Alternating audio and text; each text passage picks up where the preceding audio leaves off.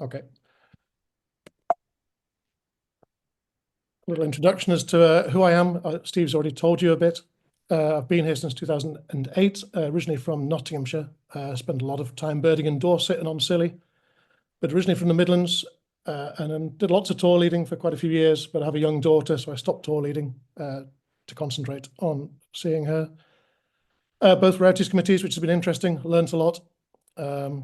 Amazing to see the differences between the two committees, how they both work differently. And I've heard Steve now pronouncing some names in Welsh. I'm really impressed. So you should be able to learn Dutch as well, because I reckon it's probably the closest language-wise for all the guttural sounds.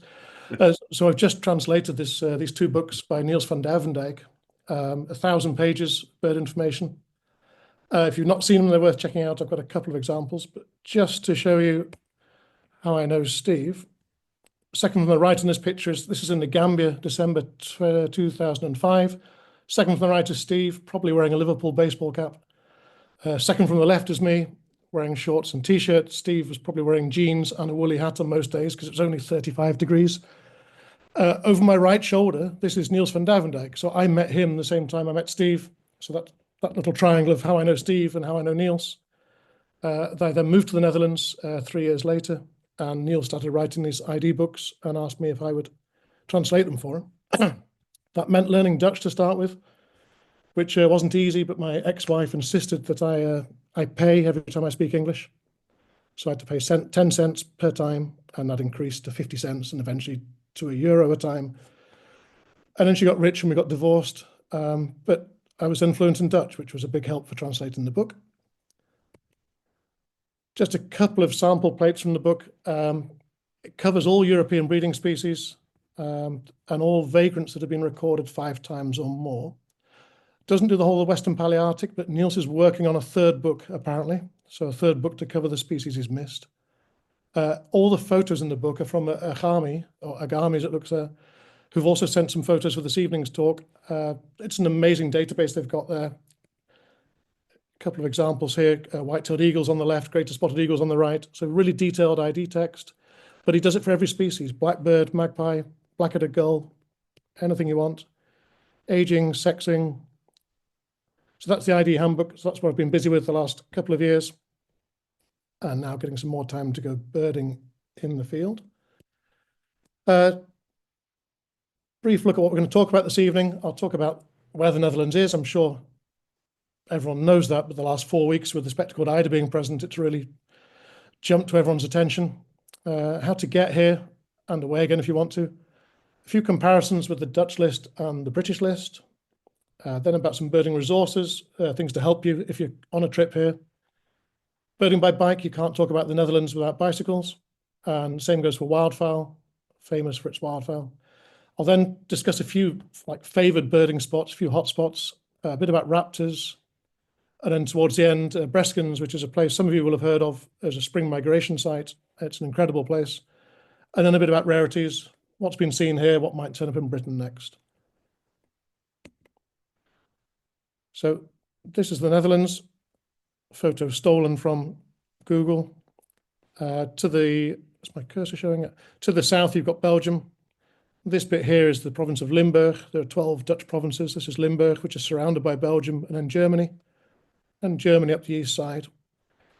These are the Dutch islands. This is Texel, the big one. Then you've got 4 more inhabited islands, and then 1 uninhabited island, and then they start becoming German islands. So a rough idea of where things are.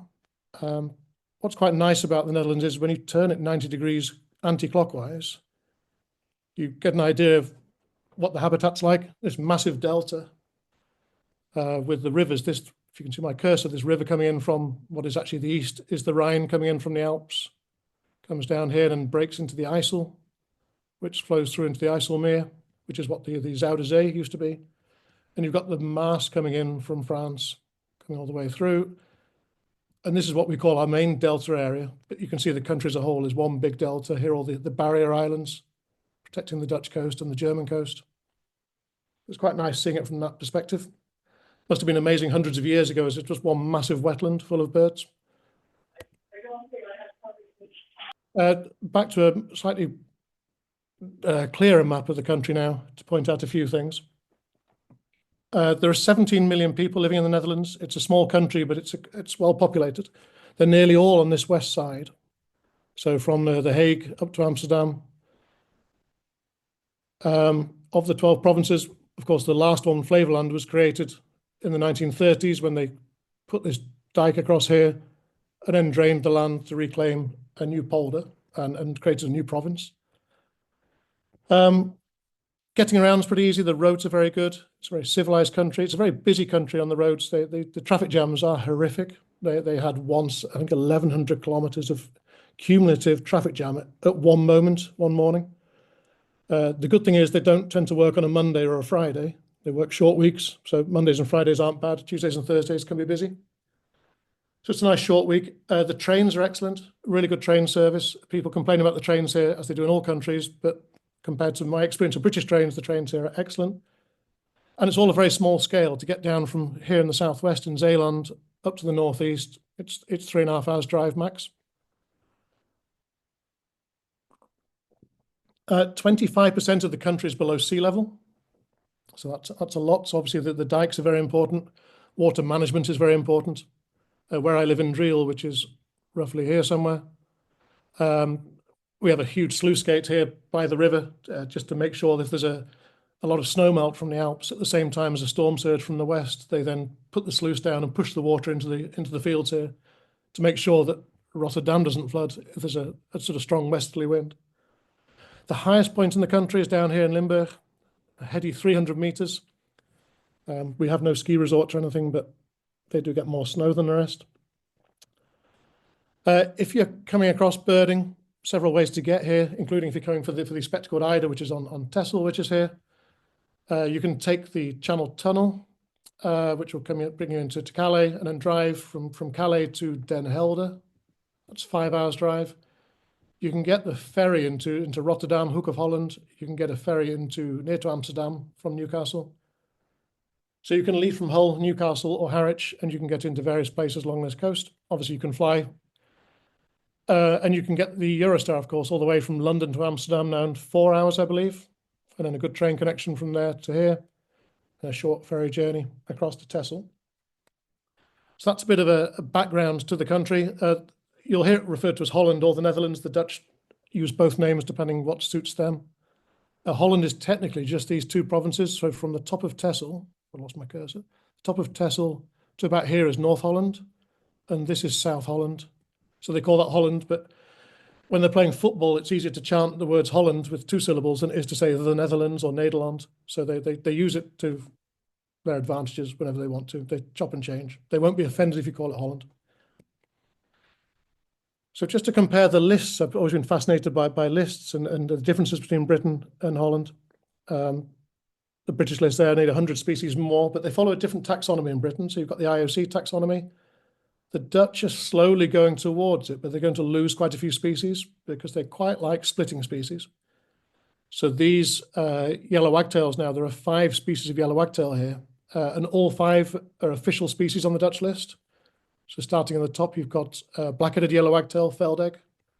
This is what the Dutch call yellow wagtail. We call blue-headed wagtail, a nominate flava. This is what the Dutch call British yellow wagtail, which is a flavissima, the breeding subspecies from England. This is grey-headed wagtail, bottom right, Thunbergi, which moves through in big numbers on migration to breed in Scandinavia. And bottom left is a vagrant. This is white, what the Dutch call white-throated wagtail, which encompasses 2 subspecies, Iberiae, Spanish wagtail, and Cinerio capilla, which is ashy-throated wagtail. So they do like splits, so their list is bolstered by splits, but they don't have categories. So we have pheasants, we have mandarin ducks, but they're not countable here. The Dutch are thinking about going over to a category system, but at the moment we can't count parakeets, we can't count Egyptian geese, they just get ignored by the Dutch. Red-legged partridges aren't countable. So there are quite a few differences, and of course a lot of differences come in the vagrants. Britain does much better for American vagrants, much better for American passerines. Holland does better for raptors, woodpeckers, owls, the stuff that doesn't like crossing the Channel, crossing the North Sea. If you ask the Dutch what they'd most like to ever happen, it would be for the British Isles just to vanish and disappear, and they would get more American vagrants. That's what they think about us. being in the way. So looking on these 4 species here, only 2 of these are on the Dutch list. So I've just said mandarin duck isn't on the Dutch list. They don't count escapes or exotics, as they call them. Bottom right, bar-headed goose. There are about 50 pairs of bar-headed geese breeding.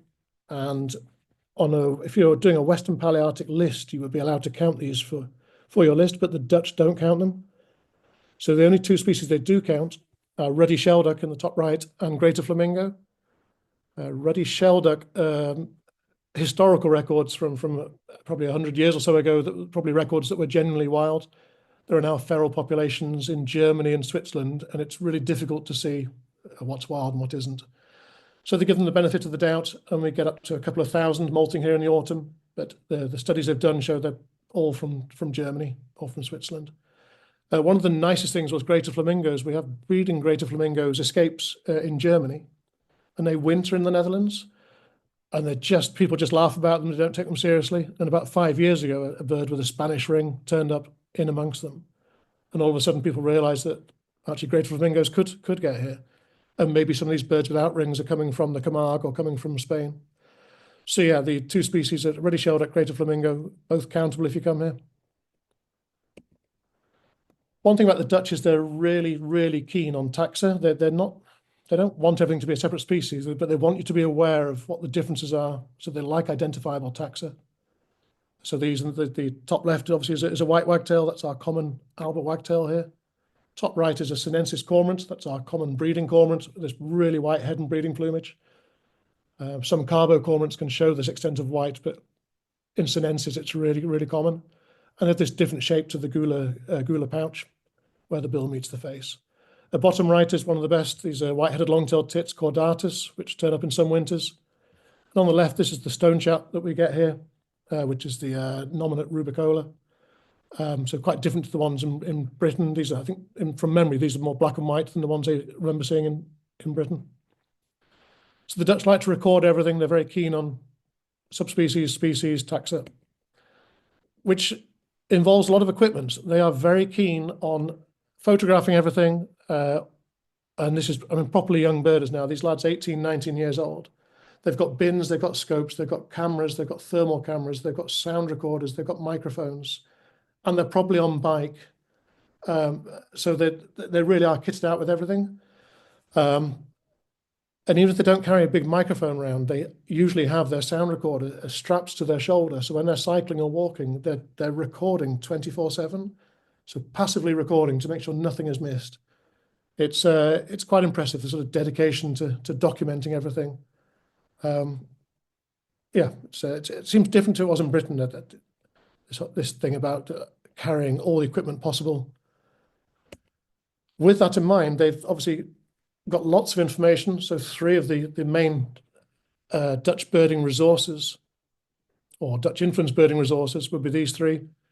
The sound approach, which is Mark Constantine, some of you know, but it's also with Arnoud van den Berg, who's a Dutch birder. So they've got this amazing database of bird sound recordings and published 5 or 6 beautiful books about bird sound recording.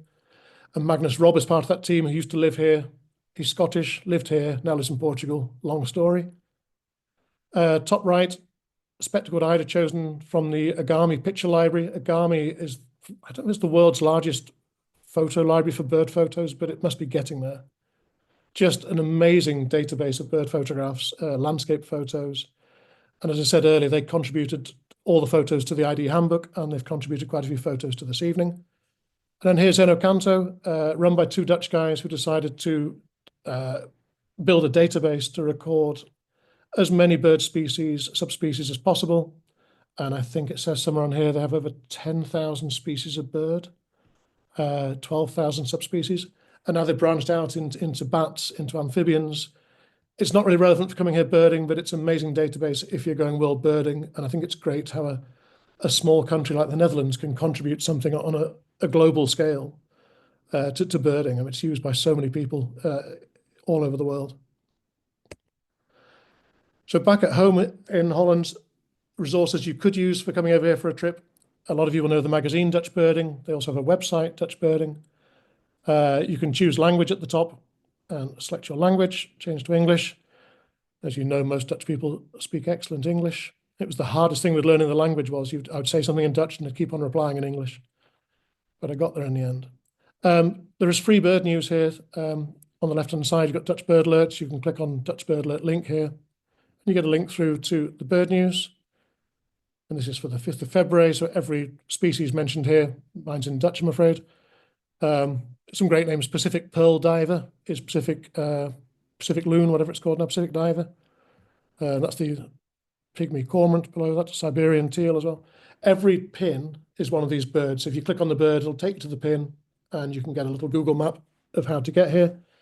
If you want your bird news sooner, you can pay for one of the apps on your phone and have the messages pushed through to you. But if not, you can still use the app and just keep refreshing it and you get the same news everyone else gets. You just have to keep checking it. Also on the website, you can click on Dutch avifauna at the top and it gives you the complete Dutch list and every species with an orange-red color.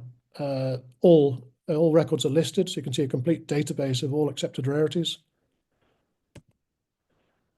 Some of you may use an app called Obsidentify. It's quite popular with people doing moth trapping, quite popular with people looking at plants and flowers. An app for your phone, and you take a picture and it tells you what you're seeing. And the accuracy with moths and flowers is apparently really good. That's part of a sort of mother company called observation.org, and they have a Dutch subsidy, is it whatever you call it, a partner called Waarneming.nl. And it's basically a database for all forms of life in the Netherlands. It's used in Belgium as well.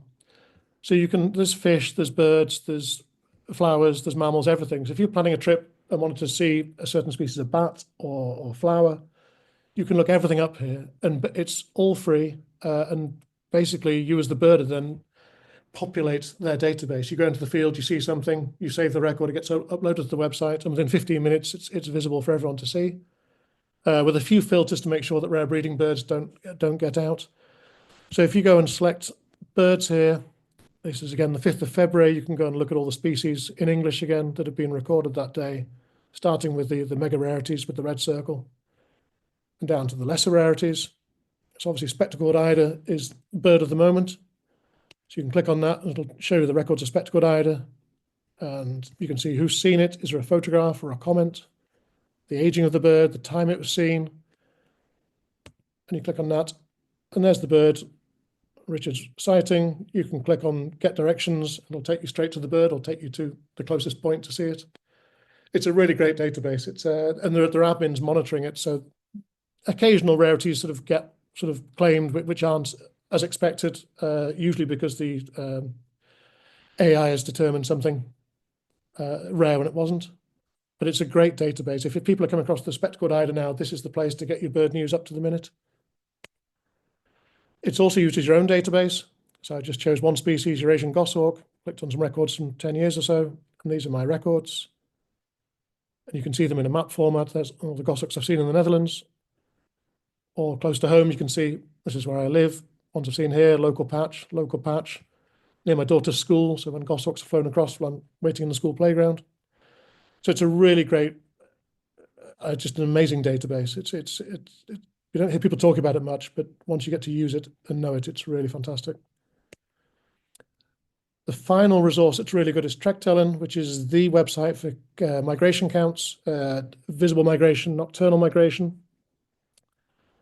You can choose by country. It's also being used in America now as well for places like Cape May and the big hawk watchers. And you can use an app for this as well. You can upload your visible migration counts live from the field. It gets uploaded every 15 minutes. So if you can't go into the field, you can sit there and get upset about what everyone's seeing. But it's a great way of seeing, where the best places to go are for visible migration, which species to expect. You can go and check out trends. I'll come back to this in a bit when we get to Breskens as the visible migration place. Birding by bike, it's a great way to get around. It's a good advert for Scopack as well, if you've got a tripod on your back, and you can have panniers and put your stuff with you, and of course you're birding the whole time. The country's really flat. There are bike lanes nearly everywhere. There are bike roundabouts, bike traffic lights.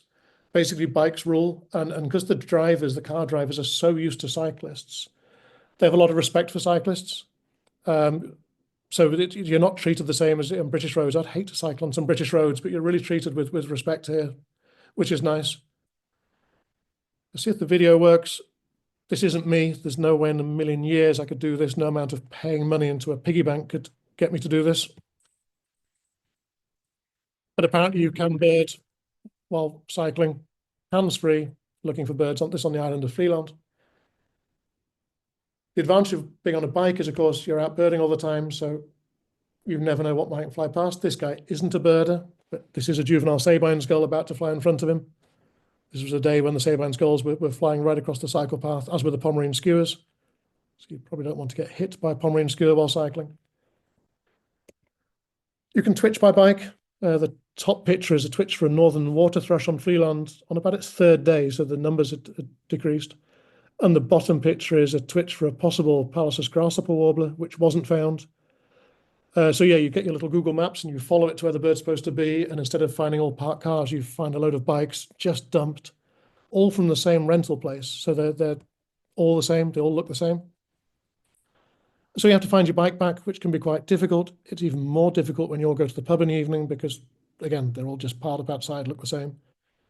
People do have ways of identifying their bikes. A six-pack of beer on the back or your tripod on it. But it's good fun birding by bike. It's a good way of seeing the country, and it feels very, very Dutch to do it.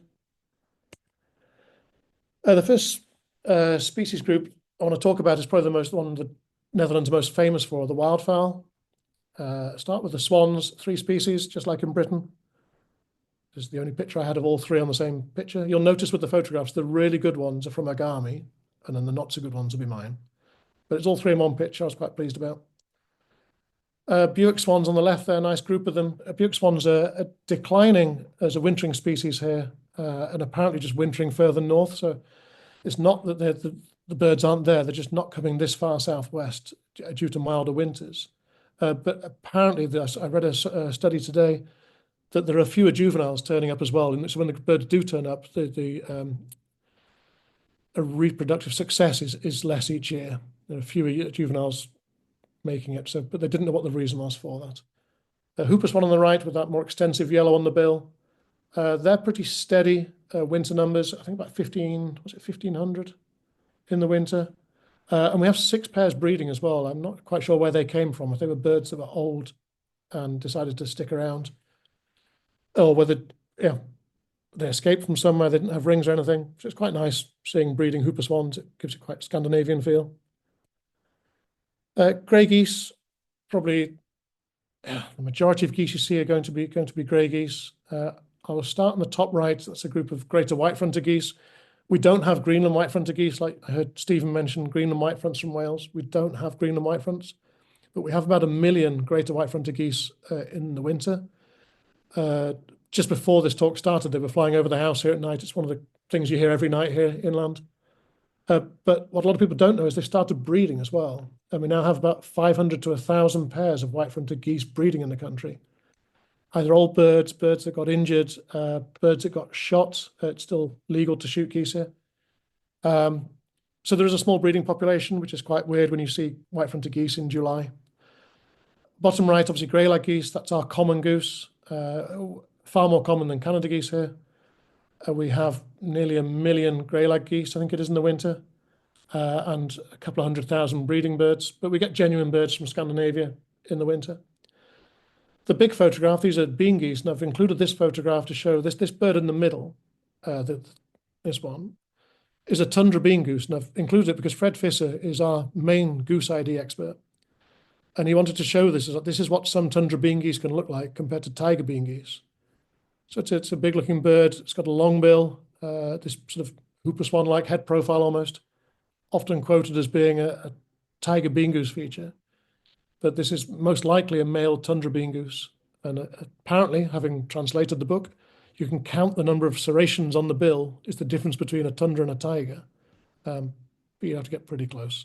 Tundra bean geese are still pretty common. I know people were going to Texel for the spectacled eider, and we're seeing, I think, close to 1,000 tundra bean geese. And we have about 250,000 tundra bean geese wintering in the country. And they seem pretty steady as well, numbers-wise. Tiger bean geese have gone from about 20,000 birds 40 years ago to no birds at all now. So there was a big wintering population of tiger bean geese, and they're obviously staying further north in the winters as well. which is reflected if you look at the Norfolk population, I believe, has gone, and I think the Scottish population is pretty much gone as well. It's declining. It's probably a couple hundred birds still. So tiger bean goose is really rare in the Netherlands. It's I think a description species now even.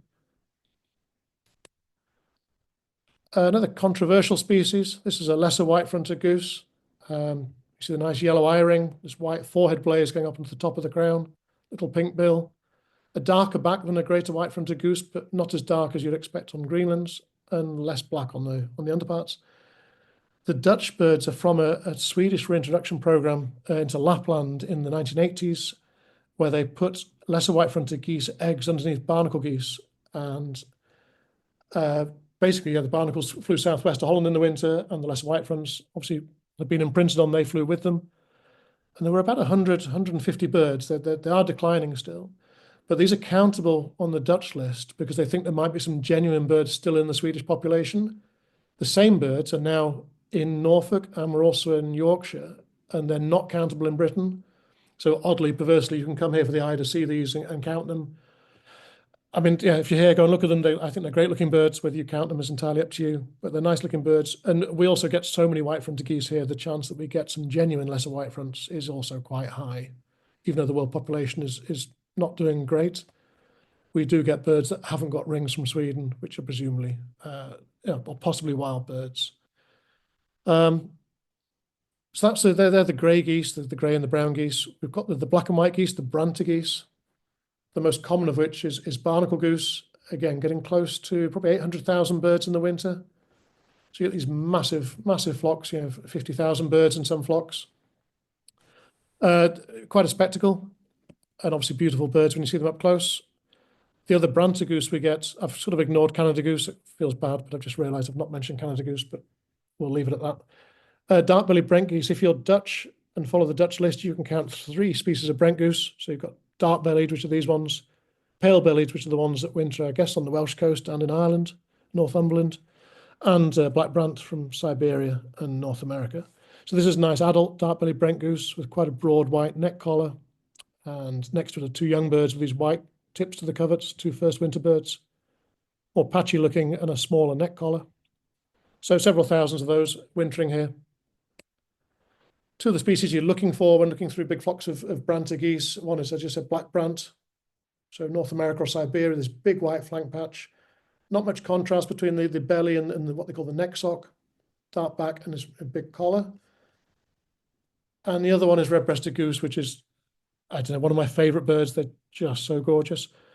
We get about 50 red-breasted geese each winter. And of course, they get odd looks sometimes. People think they could be escapes, but when they turn up, they tend to turn up in October, mid to late October, and they turn up on the Dutch islands with Brent geese, and usually in family parties. So you'll get sort of 2 adult red-breasted geese with 3 or 4 young with them, in amongst 2,000 or 3,000 dark-bellied Brent geese, which all breed in the same area of Siberia. So they give a really good feel that they must have come from the same breeding area.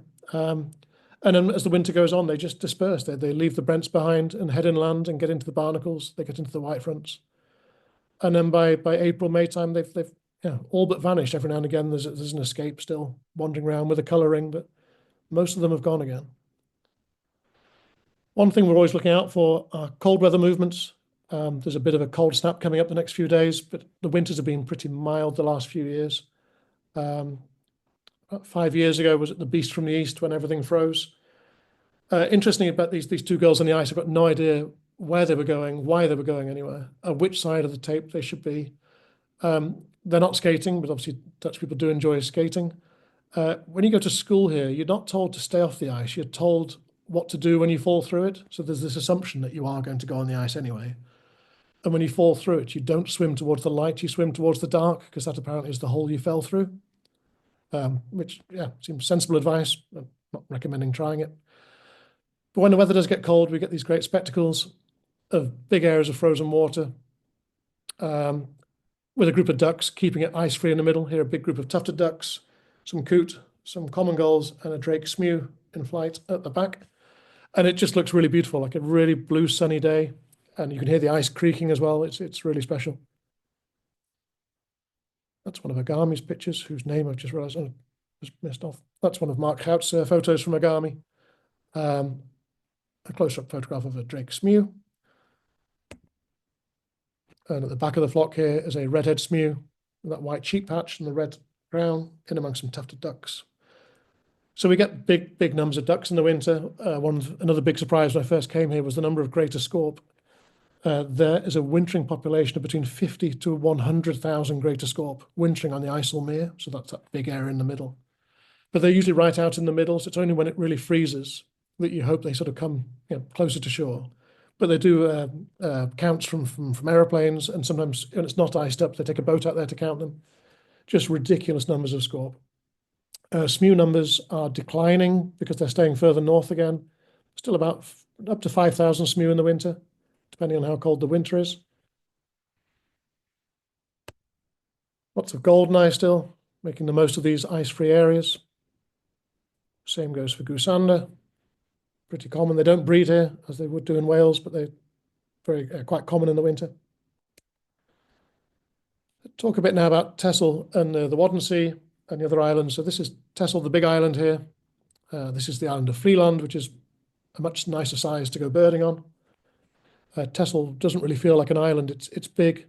The spectacled eider is here off this point at the moment. You can get a ferry from Den Helder, takes you across in 20 minutes, very civilized. It's a big island. This is the Afsluit dike, the closing dike for the Zuider Zee again, which is now a dual carriageway. And this is the IJsselmeer where all the scaup are wintering. If you go to Texel, some of the regular breeding species, spoonbills are common breeder. Eiders breeding, common eiders. And these nice dark-breasted barn owls, they're the Gutata race of barn owl. They're really nocturnal. It's not like when you go to Norfolk and see barn owls flying around in the daytime. I've never seen a barn owl here in the daytime. They're really nocturnal, and it may be the numbers of goshawks are making sure they're not coming out in the daytime. If you're birding on Texel in the spring, this is a classic scene. Big sandwich tern colony, black-headed gulls, avocets in the foreground, some common terns, and undoubtedly some Arctic terns amongst them. You can cycle alongside this, you can drive alongside it, and the east side of Texel is just full of these sort of man-made islands, sort of stony islands, a bit like Kemlin, I think, from memory, and just for kilometres of really nice habitat, bird it by car, on foot, or by bike. And the geese stay quite late. This is, you see the tulips flowering at the back, and there's still hundreds of Brent geese around in early May. Same goes for barnacle geese and for white fronts. They don't want to get back to the breeding grounds too soon, so they're still on Texel. So you get these lovely things where you're seeing spoonbill and Brent geese on the same day, or summer plumage grey plovers, maybe with a vagrant, like a beater or something, and you get these really odd mixes of birds turning up. This is just a photo from the Wadden Sea. Looking about the Wadden Sea today, I knew it was a UNESCO site. I didn't realise exactly why it was. I read today it's the largest tidal mudflats in the world, intertidal mudflats in the world. I didn't realise that. Supporting up to 1 million birds at some moments, I guess in the winter and on migration. Famous, obviously, for the molting shelduck, which come and molt here in late summer. But obviously, hundreds of thousands of bar-tailed godwits, knot, grey plover. So it's a very impressive area, and obviously quite difficult to bird because it's spread out over such a large area. But places like Texel have got these nice freshwater lagoons. So at high tide, the waders will come and roost on the lagoons. Other specialities from Texel, dotterel. You still get nice trips of dotterel in the spring. Black-tailed godwits still breeding there. That's the national bird of the Netherlands is the black-tailed godwit. Not doing very well because of intensive farming methods. Obviously, the grass is being cut very intensively for animal feed, so they don't get much chance to actually sort of raise young. But they're still breeding on Texel, still breeding in areas where the farmers get subsidies for keeping their fields flooded. And hen harrier, another species on its way out, breeds in 2 or 3 places still in the Netherlands, one of which is Texel. But just about holding on, much more common in the winter. One of the main species of Texel, but also the Netherlands in spring, are blue throats. This is a white-spotted blue throat. All our breeding blue throats are white-spotted. We get red-spotted as a proper vagrant sort of later on in the season, but the white-spotters turn up from late March, and they can be in just any old rubbishy bit of reeds and willow scrub next to an industrial estate, but also in proper nature reserves. They can be anywhere, which is really nice. Just makes it feel like a really foreign birding day when you're hearing blue throats singing and seeing them. In the autumn, classic stuff you'd expect, I guess, on the East Coast in Norfolk and Yorkshire as well. So Lapland bunting in the top left, siskin, lots of finches. Get a few waxwings, but nowhere near the numbers Britain ever gets. We don't get these big flocks of hundreds in the cities like you seem to get in sort of some influx years in Britain. And then bottom left, snow bunting in the background, a shorelark. There's a really nice flock of shorelark on Texel at the moment, more than 95 birds, which even for Dutch standards is a big total. So that's really nice. Anyone recognise this Bangor birder? This is Nigel Brown's son, Dan, so your chairman's son. Obviously, there was nothing else better to look at on Texel that day, so he was looking at some farmyard ducks. But Texel is always good. You never know. Things can always turn up. Had some good vagrants over the years, some good rarities, red-eyed vireo a few years ago, snowy owl. And you sort of have levels of rarities. So they're proper. Red-eyed vireo is a big bird here, probably about 5 records ever. Snowy owl's more regular in an influx year, but not annual. These are 3 proper megas here, which people in Britain would get excited about now. On the left is an adult male Caspian plover. On the right is a young Caspian plover, both on Texel. The one on the right was the first record for the Netherlands, followed closely by the adult male the following spring, but a different bird. And in the middle, red-wattled Lapwing. The first record for the Netherlands has now been 2, both been accepted. Apparently rare in captivity, and this bird was seen in Croatia first, so they did some kind of extrapolation that if you come from Croatia to Texel, it's how many hundreds of kilometres. If you were to go back the opposite direction, southeast, then you're getting close to where they occur. It's a vague link, but it's on the Dutch list now, and the second one was just last year. The Caspian plover, it's a long time since there was a Caspian plover in Britain. There was one at Abilady, which I think was seen by some people, one on Scilly, which was not seen by anyone who wasn't on Scilly at the time, I think in 1985. So proper megas. And then this turns up, just when you think, well, Texel's not really as good as Scilly or Fair Isle or Helgoland or Utsira or all these other great European rarity hotspots, this turns up, which just shook the whole, certainly shook the Dutch birding world, and judging by the number of people who've been to see it from outside the Netherlands, I suspect it must be the most twitched species in Europe ever, I think. If you want to see a spectacled eider, normally you've got to go to Alaska, which is a long way. It's an expensive trip. So this is much easier for people. On the Dutch recording system, I think over 3,000 people in Holland have been to see it. Some people don't use that system. Some people are using eBird, so we don't know about them. I know of tens of Brits have been over, probably hundreds. Apparently there's been people from 15 different countries so far, with rumours of people flying in from India, which I'm not quite sure if they were birding in India and came home for it or what happened, but a lot of interest. It's a good business for the bed and breakfasts and cafes on Texel and for the ferry. It's still there today. It's gone missing 2 separate days. It's gone missing when the weather's been bad. And now we're just waiting to see what happens when the spring comes. Will it sort of mix in with the eiders, or will it try and head back north? So it's about the 5th record for the Western Palearctic ever, but the other records were from Spitsberg and Svalbard and a long way away. So it's been really big news. And someone said if you were to take the ferry to Texel and get off the other end and call a taxi and say, take me to the spectacled eider, he would know where to take you.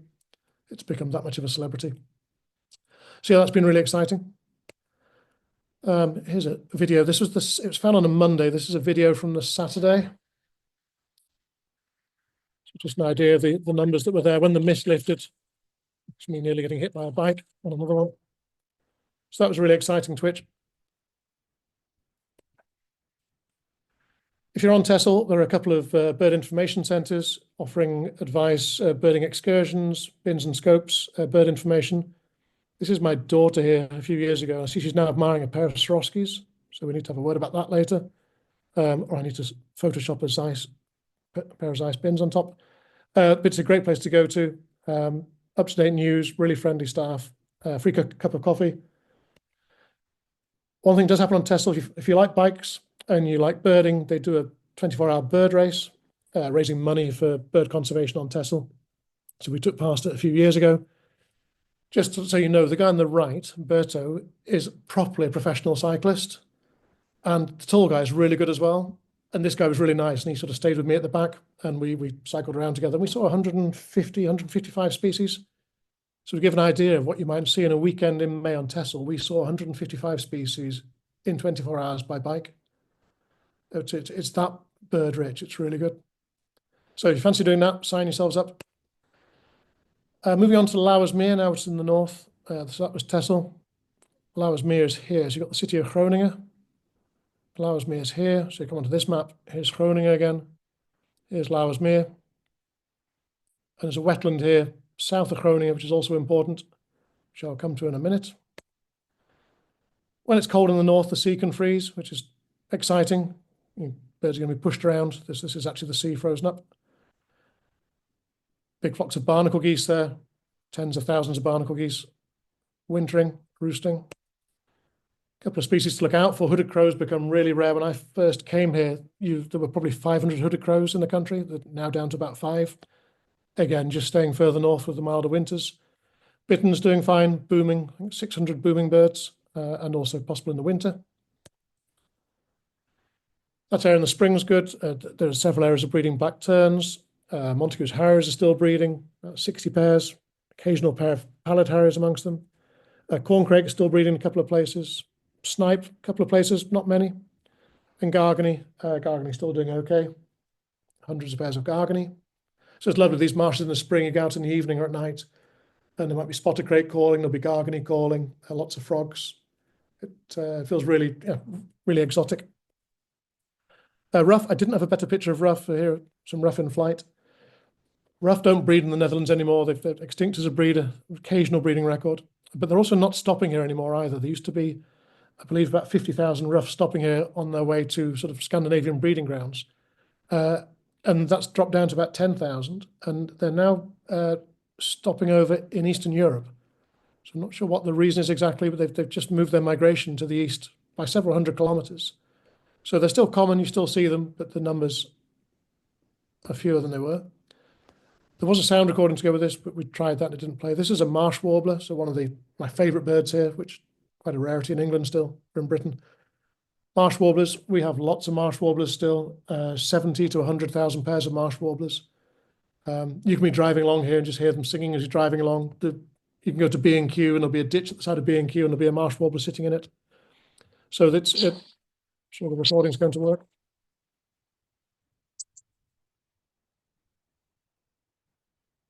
So you can hear those everywhere, really nice. Penduline tit, in the 1990s, there was a Birding World article saying that Britain next, they were going to colonize Britain next. I just like this because it shows you the start of a penduline tit nest, and then he comes back and carries on building his nest. And there's a finished nest, which is amazing. And I know in Britain there's been some penduline tit nests built, or the start of, but they've never actually bred, I don't think. But the hoped for colonization didn't happen, and this is what's happened to penduline tit. So in the 90s, they were doing really quite well, and they just dropped and dropped and dropped. I don't know the reason. I wonder if it's where the reeds have then been taken over by willows. That's when the penduline tits benefit from sort of reed success, from willow succession. And then maybe the willows then just get too big. It gets like mature woodland and not wet enough for them. I don't know, but they're quite difficult to find now, but they are up in the north still.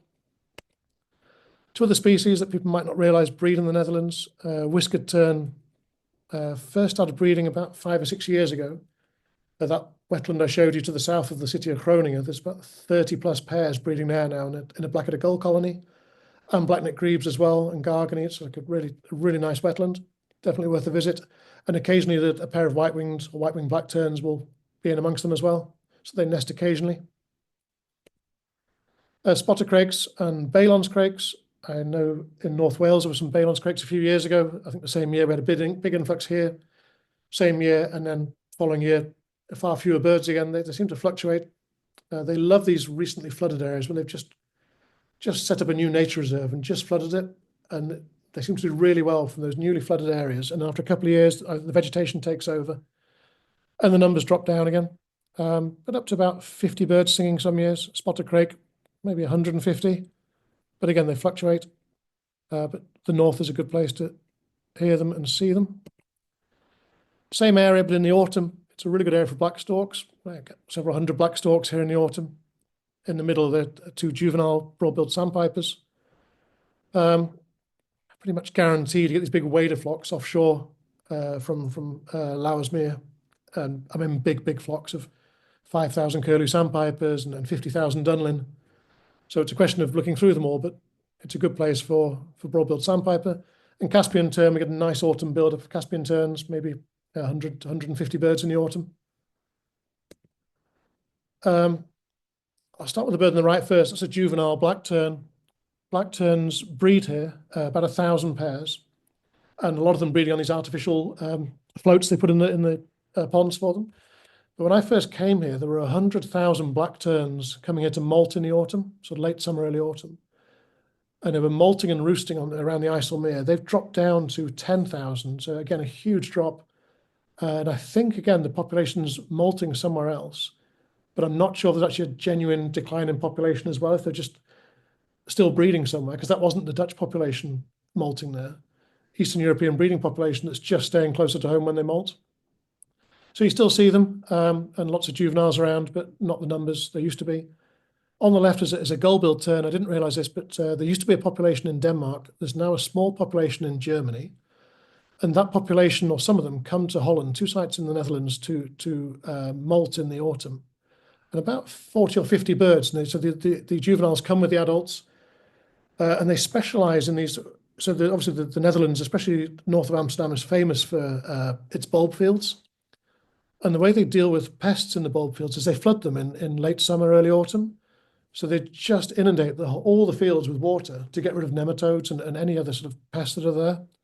And these become an absolute magnet for migrant waders, for red-necked phalaropes, for ruff, but also the gull-billed terns. They're going there and they're catching frogs or mice. So it's really exciting. Again, it feels like I didn't realize when I lived in Britain that gull-billed terns were occurring in those numbers so close to the UK.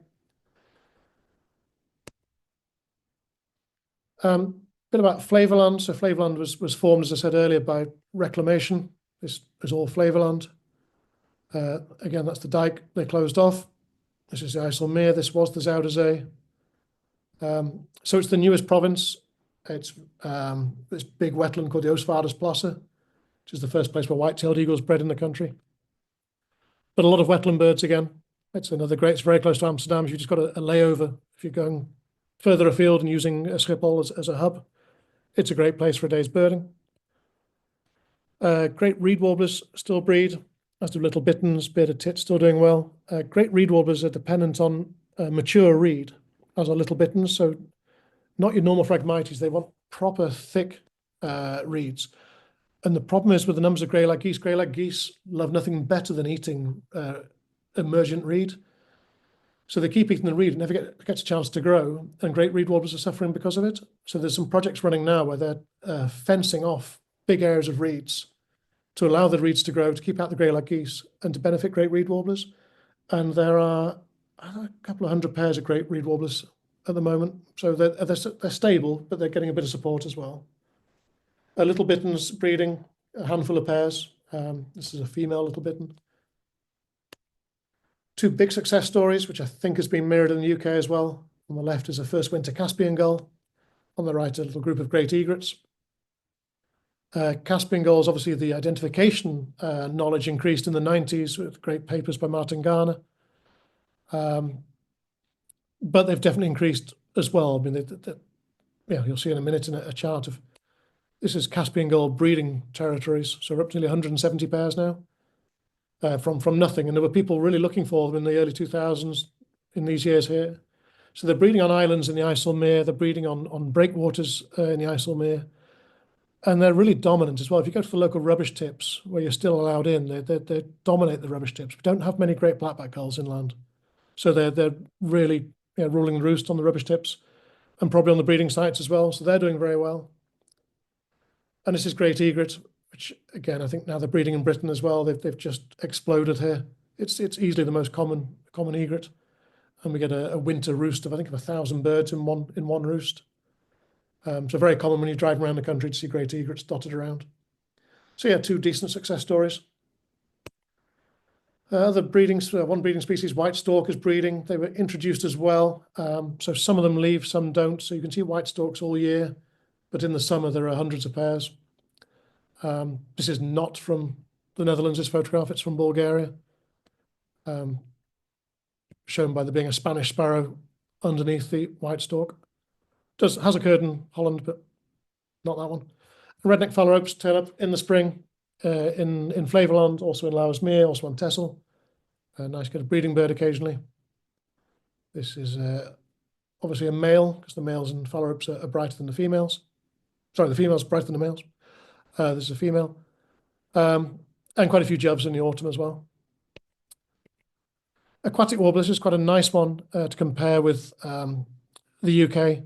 I lived in Dorset. Dorset was one of the main counties for aquatic warblers, mainly because we were doing a lot of ringing.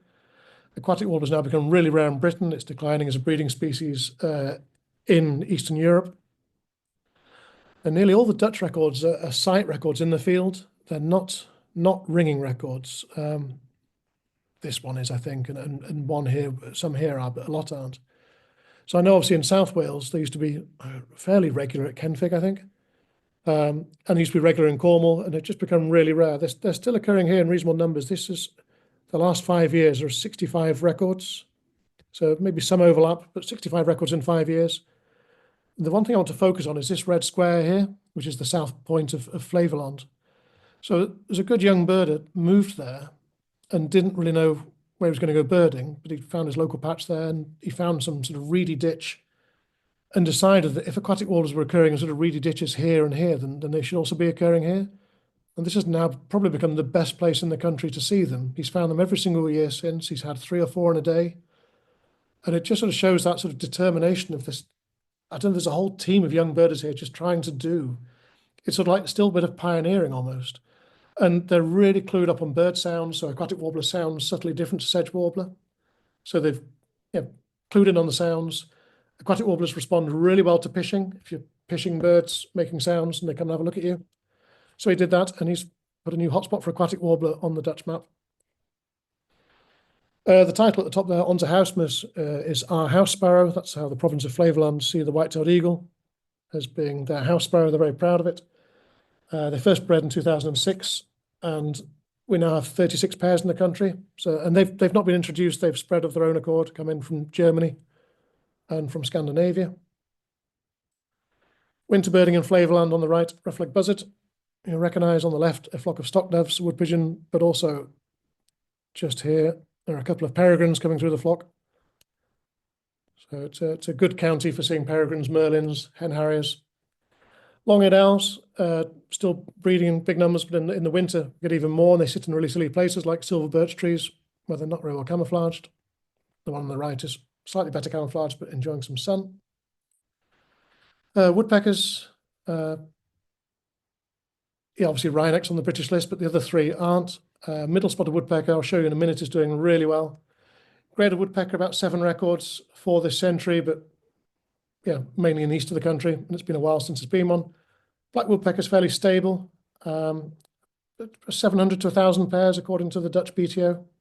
But middle spot's the one to concentrate on. They are up to probably 2,500 pairs now. And this is how they've taken off. So sometime in the early 2000s, they've taken off and just exploded. The distribution are mainly southern and eastern, but they are spreading west. They have got to the coast. So I don't know how many years, maybe they'll never reach Britain, but they're certainly doing well here. So let's see how far they get. Summer on this is a bit more on the inland now, on the heaths and the woodlands. So south of Flevoland, nightjars, we've got honey buzzards, goshawks doing well. Redback shrikes still doing okay, a couple 100 pairs. Firecrests also doing well. Bottom left is a flock of cranes. We have about 50 pairs of cranes breeding. And about this time, actually, even the last few days, there's been hundreds of cranes being reported in the east. If the wind goes easterly the next couple of weeks, we could get big numbers moving through Germany up into Scandinavia. So always looking out for that. And in November as well, they pass back through again on the way to Spain. On the right is a tawny pipit, bred up till 2003, and was actually quite common on some of the heaths. And they've crashed really quickly. Still get them on migration, but as a breeder, they've gone. Golden Orioles, they've had a bit of a dip, now picking up again. But most of the, not all poplar woodlands, they're in oak woodlands as well in the east, deciduous woodlands. Eagle owls doing really well. I think about 50 pairs of eagle owls now as well, mainly in the east. and on the right is a short-toed tree creeper. You can see the toes, but doesn't help much. See these sort of buffy flanks is a good feature of short-toed tree creeper. And that's our common tree creeper here. It's the British common tree creeper is actually quite rare. So it's Golden Orioles, how they're doing. A bit of a dip, but just starting to pick up again. Not sure what the reason for that is. Eagle owls, doing well, more territories than I said, nearly 100 territories.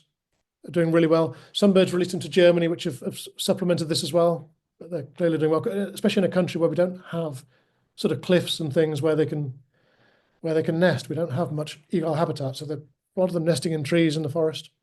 One of them is nesting in my local zoo as well, nesting in the lion enclosure, which I feel it's a fairly safe place to nest. Whereas tawny pipit, you can see this big peak in the late 80s, early 90s, and then completely crashed, which I think is mirrored by the lack of records in Britain the last 20 years. It's now a description species for the Rarities Committee in Britain. Raptors, common. These are all common buzzards, just to show you how pale some common buzzards can be. Always nice to see. There's a really beautiful looking, almost salmon pink colour on the coverts. Put these down as breeders. Osprey's bottom left there. They first bred a few years ago in a couple of pairs. And they came of their own accord as well. No reintroductions. Red kites, a handful of pairs, but nothing like what's happening in Britain. But we get same with the cranes. We get a big migration, a nice migration in February, March. Same in the autumn. So juvenile honey buzzard, that's doing quite well.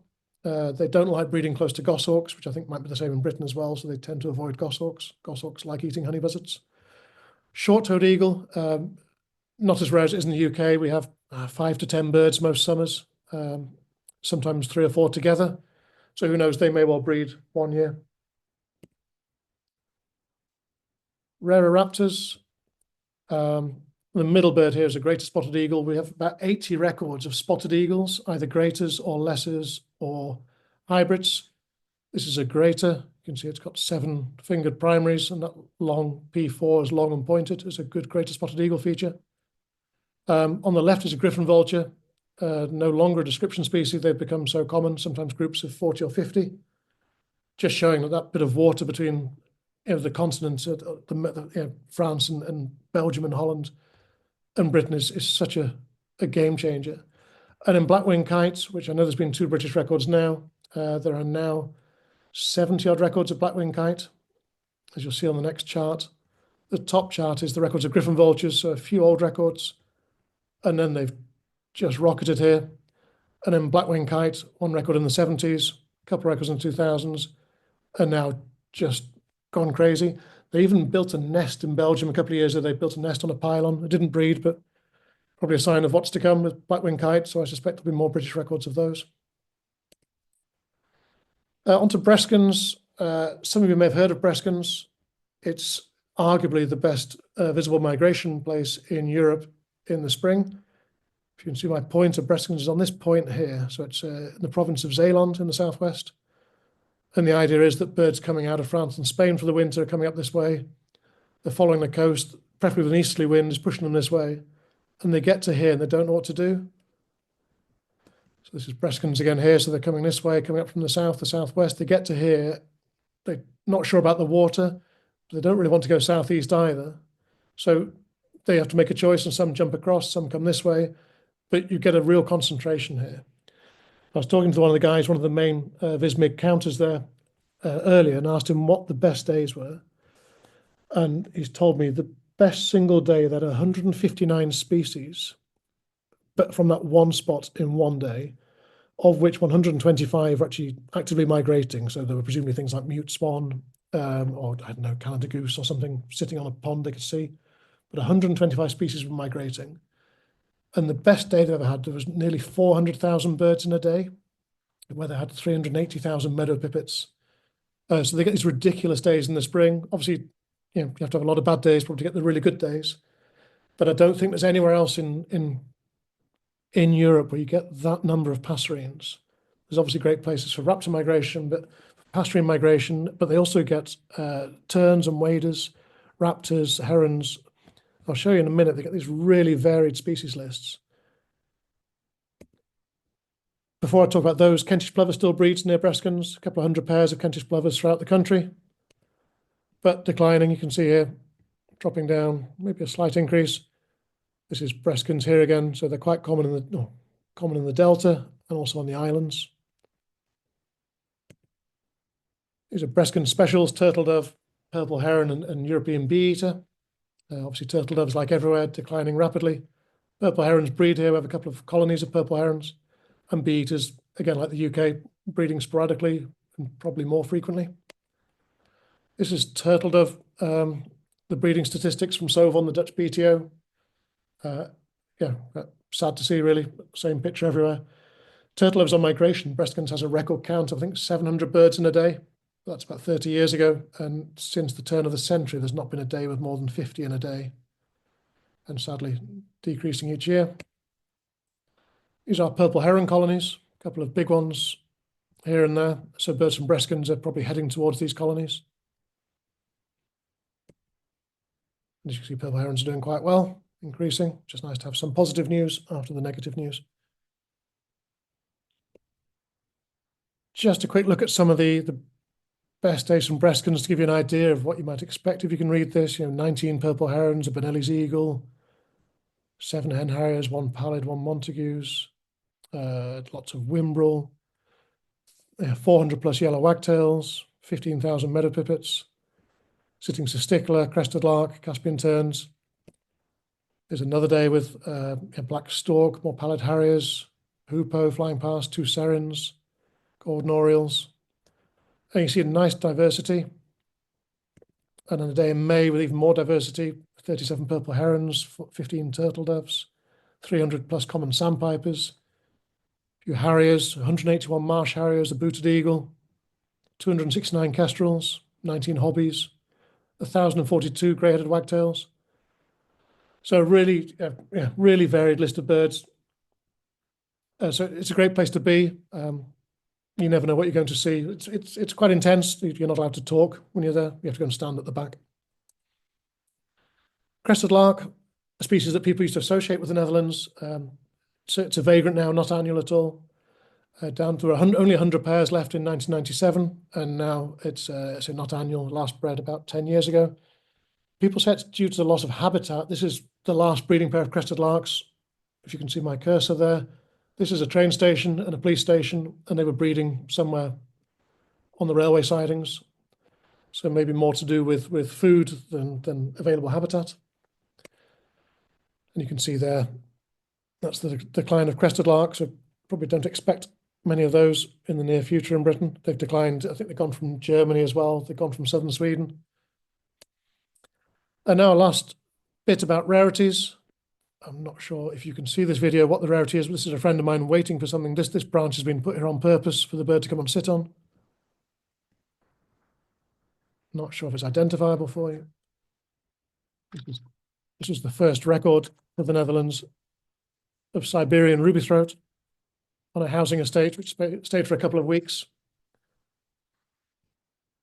That's my picture of one from Mongolia, just because I didn't have a decent one of the Dutch one. But yeah, a really, really popular bird, first record of the Netherlands, and I'm sure a twitchable bird in Britain on the mainland would be much appreciated.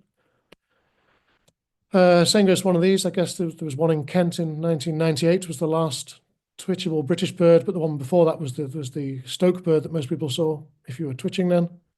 This is a nutcracker, spotted nutcracker, not used to people. So you could just lie down with your camera and come and look for acorns in front of you. That was a few years ago. I know quite a few British birders came over for that, as they did the rubythroat. These are species that have been recorded in the UK, but I'm sure would be welcome again. This is the top left is a bimaculated lark. There was one on Scillian 75, we've not been on since. 2 records of wall creeper here. The first one was in Amsterdam, and it roosted for 2 winters behind the neon sign of the Amsterdam Open University. I guess the sign had some kind of warmth coming off it, and spent its day feeding on tower blocks in Amsterdam because there were no other places for it to feed. The second record was found at the main place where eagle owl breeds, the one cliff face where eagle owl does breed, where the guy was watching the eagle owl and a wall creeper moved through his image, stayed for a couple of weeks. Little Wimbrel, Little Curlew. I know some Brits came over for this a few years ago. There was obviously a Welsh record from the 80s. And there's the Norfolk record, but a long time ago. So one of those would be appreciated. Hawk owl, this was around for a few weeks. Found 2 nights before my daughter was born. There's been 4 records of hawk owl now. I think the last British one was the 83 bird from Shetland. Other owls here, Tengmalms bred when I first moved here, but they've become really rare again. There's not been a twitchable Tengmalms owl for about 20 years. Pygmy owl's increasing, about 20 records of pygmy owl. A couple of species, obviously pygmy owl's not on the British list. A couple more pictures to go. There's 3 birds that aren't on the British list. The one in the middle was, controversially, mustached warbler was on the British list for a few years, or many years, and then got deleted a few years ago. But on the left is an Upchur's warbler, first Dutch record, first record for Northwest Europe 4 or 5 years ago. Turned up, caused a lot of controversy about its ID because they're quite difficult to ID. Thought it might have been a really pale-looking icterine warbler or a weird-looking melodious warbler, an eastern olivaceous, but it was an Upchur's warbler. Sound recorded and video doing this sort of classic tail movements they do. In the middle, mustached warbler, 3 records now, 1 trapped and 2 singing, and the trap bird, when released, then started singing. All found really early. I think they're all found in March and all reported as sedge warblers to start with. So any singing sedge warblers, that's the great thing about that Dutch recording system where people input all these records of sedge warbler. If you want to, you can just go and look at sedge warbler records every day in March and just check them out and see if anyone else has found a mustached warbler for you. But I'm sure one of those is going to turn up in Britain soon. On the right is an African desert warbler, not Asian, but African desert warbler. First record for Northwest Europe. Obviously, there are records of Asian desert warbler for Britain and for Holland. This was an African desert warbler inland in the Netherlands in October. Unheard of record, really. That no records closer than, I think, Morocco, maybe Cyprus or Malta, but nothing in Northwest Europe. Stayed for a couple of weeks. I don't think one of those will turn up in Britain, but you never know. Same area, top left, Seabohm's wheatear from the Atlas Mountains of Morocco. 1 Dutch record, a couple of French records, so who knows? Maybe one of those. In the middle, this was our bird of the year last year, the dark-sided flycatcher. Turned up near Rotterdam. There's a 3rd Western Palearctic record. There's a record from Iceland and one from Norway. And yeah, that's got to turn up in Britain at some point. Sadly, it'll probably be on Fair Isle or Fula or somewhere, but you never know. On the right, pygmy cormorant. There's one of those around at the moment, which is, if you come for the spectacled eider, you can see the cormorant at the same time. About 13 records now and increasing. Big influx last year into Central Europe. So that's my prediction to turn up in Britain this year, pygmy cormorant. Again, probably in Norfolk or Kent, but one to look out for. And lastly, we've got North African chaffinch, which there are a couple of records from Holland in the 90s and been none since. So there were some claims from Britain, but they were said to be aberrant chaffinches. On the right, Dorian jackdaw, a couple of records. Who knows? Maybe we'll get one of those in Britain one year. And in the middle, obviously, topical at the moment because of the booted eagle in Cornwall that Steve mentioned. Quite regular now, booted eagle here, about 70 records accepted, and seem to be increasing. So if you don't see the Cornish one, I'm sure there'll be a chance for another. They do cross water, I'm sure. That's it. Thank you to the people who helped me with this, for the photographers and all the websites. Thank you very much. Excellent. Well, thank you very much, James. That was absolutely wonderful talk, and just brilliant the way you were comparing it to sort of like birding in Britain as well. And it's amazing sort of the difference in sort of some of the numbers that even like sort of passage curlew sandpipers, that we get small numbers and you get sort of massive numbers over there. And so that was fantastic. So are there any questions at all? Has anyone got any questions? Are you okay to answer a few questions? Absolutely, yeah, sure. Yeah. Okay. We actually have a question already in the chat. So from Julian, says, great talk, James. Thank you. Prompted by your mention of crane migration, are more overwintering in the Netherlands than previously? Julian says he was in Lower Saxony in Germany at Christmas and was surprised how many cranes were feeding in the fields. Yeah, not so much in the Netherlands. I think the numbers here are fairly constant in the winter, but they're definitely more staying in Germany in the winter. There's been this sandhill crane in Germany, and we were just waiting for it to leave, thinking as soon as it leaves, it's got to fly through Holland. and it didn't. It spent the whole winter there. And I guess the milder winters just mean they're staying slightly further northeast. So if we get a proper cold snap again, I'm sure they will start heading further south again. But the trend seems to be that the winters are getting milder. I don't know if you mentioned it, but how's that affected wintering numbers of rough-legged buzzard? Yeah, I mean, next to nothing this year at all. They've really declined. A couple of years ago, we had maybe 100. I think this year there's probably about 5 or 6. So they do seem to fluctuate anyway, which I suspect may also be related to lemmings as well and how the population is doing genuinely. But all those sort of typical Dutch winter species, smew, hooded crow, rough-legged buzzard, swite, Bewick swan, shorelark, all those things are just sort of, I think the trend seems to be that they're all sort of decreasing in the winter. Yeah. Question is, are they just staying further north, or is there really a population decline? I suppose that's been reflected in the UK, isn't it? Because it used to be a regular winter, like in North Norfolk, winter visitor, and they just don't really seem to get them anymore, unfortunately. Yeah. Yeah. Oh, okay. Has anyone else got any questions? Feel free to unmute and ask if you wish. That's just easy. I noticed you were showing there's big numbers of stock doves. Do the numbers go up in the winter from birds from further north? Yeah, definitely. Yeah. Stock doves. I'm not sure where they're coming from. If they're coming from the east or the north at all.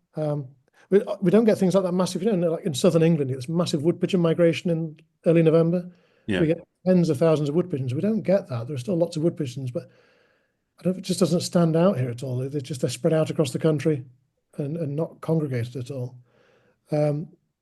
It's like when stuff comes back in the spring, because when everything leaves Falsterbo in the autumn in Sweden and heads down southwest, by the time it gets to Holland, it's it's really dispersed. Yeah. Concentration here, but the things like redwings and field, I don't think I've seen a redwing this year yet in the Netherlands. So where have they gone? They just moved through? Through to Britain. I think Britain, Ireland, and France.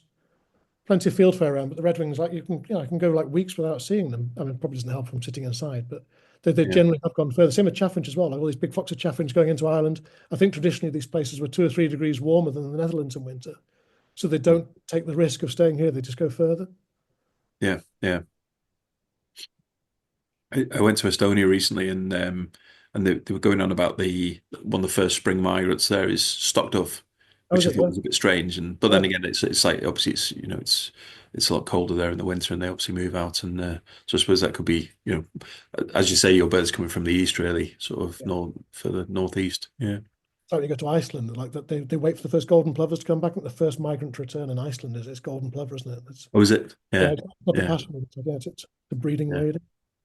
Yeah, brilliant. Okay, well, if no one's got any more questions, is it okay if I hand over to Ian to give a vote of thanks, please? Certainly, Steve. Hello, James. I don't know whether you can see me. Great. James, I've been absolutely gripped for the last hour plus. Absolutely tremendous talk.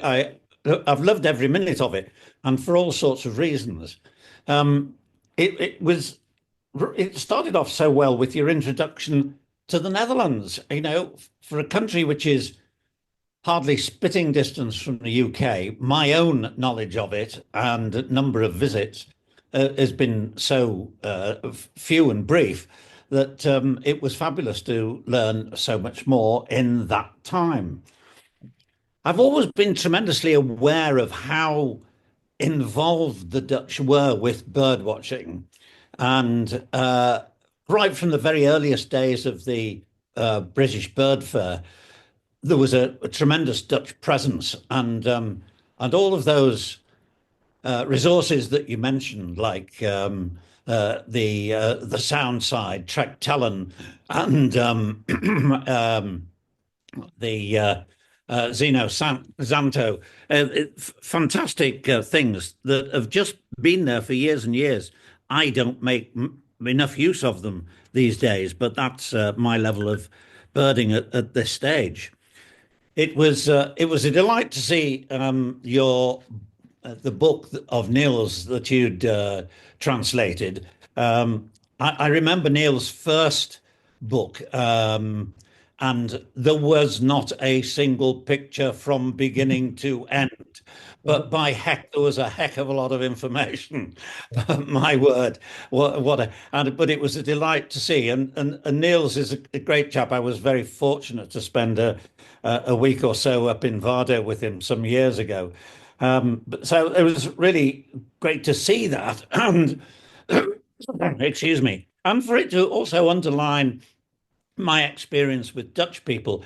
I worked for a time with quite a lot of people from Royal Dutch Shell, and this attention to detail, cutting to the absolute important detail, that sort of thing is such a characteristic of the Netherlands. I I was very fascinated by the equipment, of course, that I saw on that young birder.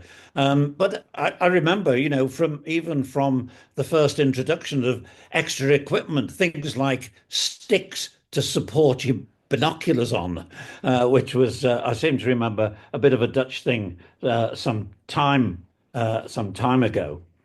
And as you say, Dutch birding has been around for a really a long time. Great to see all the bikes out and doing, and that was fantastic. The ID detail that you added to your talk, along with the fabulous set of pictures and all the diagrams and things, and the way you fitted them together, was for me an absolute delight, because there was such learning opportunities straight the way through. And just the interest was there, and being able to tie together those things in such a precise and rapid way. I really just thought it was fantastic interest and fantastic detail. Thank you. I was fascinated by the flooding of the bulb fields. And, you know, this is one of the things that really has always appealed to me in birding, was these agricultural events like the harvesting of rice and things like that, that really makes a huge difference to the maybe transitory birding populations, but nevertheless what birds are doing and how they are feeding. And certainly bulb fields and lots of terns and things like that are just not something that would match my head at all. That was absolutely fascinating. It's delightful to see young birders, you underlining how keen young birders are in Holland, and I hope it's paralleled in the UK, because I'm seeing those indications now on how much drive. You know, it's 60 years since I was a young birder, and heavens above, what a difference there is nowadays. And I think it's really fantastic. So and as we got towards the end, the vismigging. I've always known vismig was fantastic on the Dutch coast, but those figures that you actually gave us was absolutely amazing, fascinating stuff. As for the rarities, I can see there's little escape for rarities in Holland. There are plenty of people who know their stuff and are looking all the time. So it's really great, and it's a great list of birds for you to see. Overall, I just thought that was a really, for me personally, and I hope for many other people, an absolute delight from beginning to end. Really wide interest and fascination. And although I've vowed never to travel overseas again, I'm afraid the Netherlands, I think I might be finding my way, because at least I can go by car or go by train. So that is fantastic. James, thanks very much indeed for a really fascinating talk. Most enjoyable. Thank you. More than welcome. Glad you enjoyed it.